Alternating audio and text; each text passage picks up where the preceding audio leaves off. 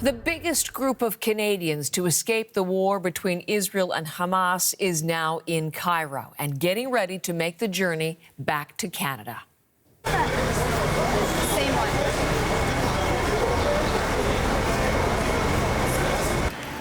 Very hard trip. 5 days I try to go out. Every day I go to the border. I'm back home. And there's a lot of family there. All my cousins, my relatives, my nephews, my niece, all of them. As you can hear and see, it's been an exhausting ordeal for many of them, emotionally wrenching and physically draining. But you can see the relief on the faces of many as well. And yes, smiles. This scene from inside the hotel where Canadians are staying for now. Global Affairs Canada says 232 Canadians, permanent residents and their families are now in Egypt. They were able to leave Gaza at the Rafah crossing yesterday when the border reopened after 2 days. It's open again this morning, but no Canadians are on the list today to cross.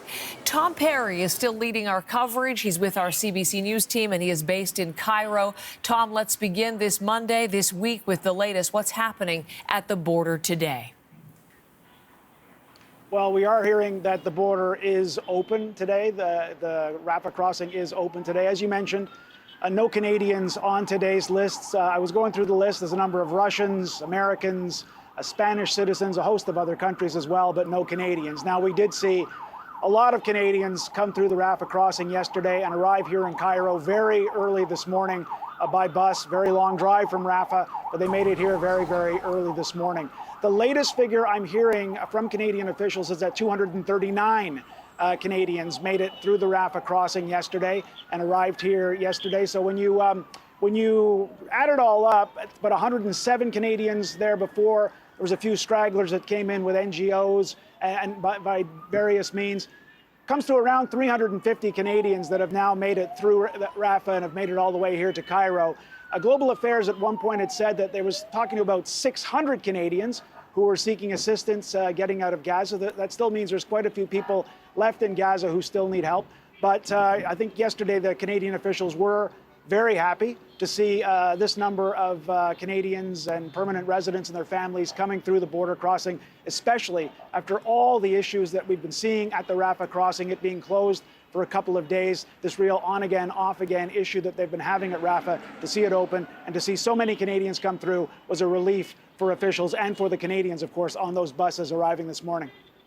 And Tom, if you would, again, share some of the stories, because you've been speaking to Canadians inside Gaza as they've been trying to get out, and you've reconnected with so many of them once they are out. What are you hearing now and have been over the past couple of days? We've been hearing so many stories from Canadians. I got a text this morning from one of the fellows who was on the bus coming in early this morning, and he'd been having trouble getting his wife. She's a Palestinian, and she had a visa. But anyways, he managed to get her on. He was so happy. They got on the bus together. They arrived together this morning. They're staying at the hotel here. I don't know where they're going to be going next. You know, you do hear, though, that theme, and I've talked about it before, this joy, this relief of being here in Cairo, being out of Gaza, but the regret of the people that they've left behind. Now, we did speak yesterday to a fellow by the name of Maysara Fayyad. He came here with his niece and nephew. They're his brother's children.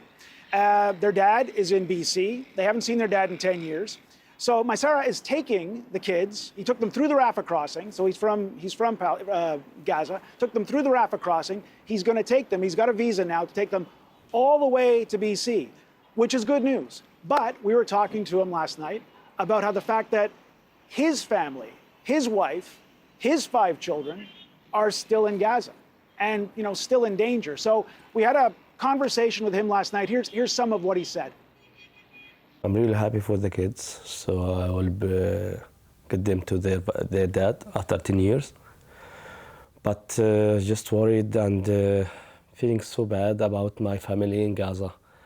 So my mind there and my heart there.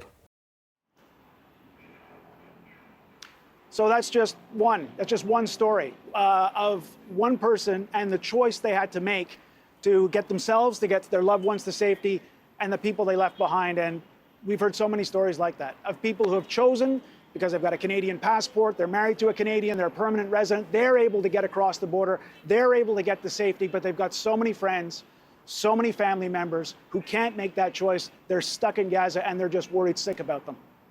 Tom, thank you again for this morning, and we'll look forward to speaking to you again as you continue to bring us those stories as Canadians leave. Tom Perry from Cairo.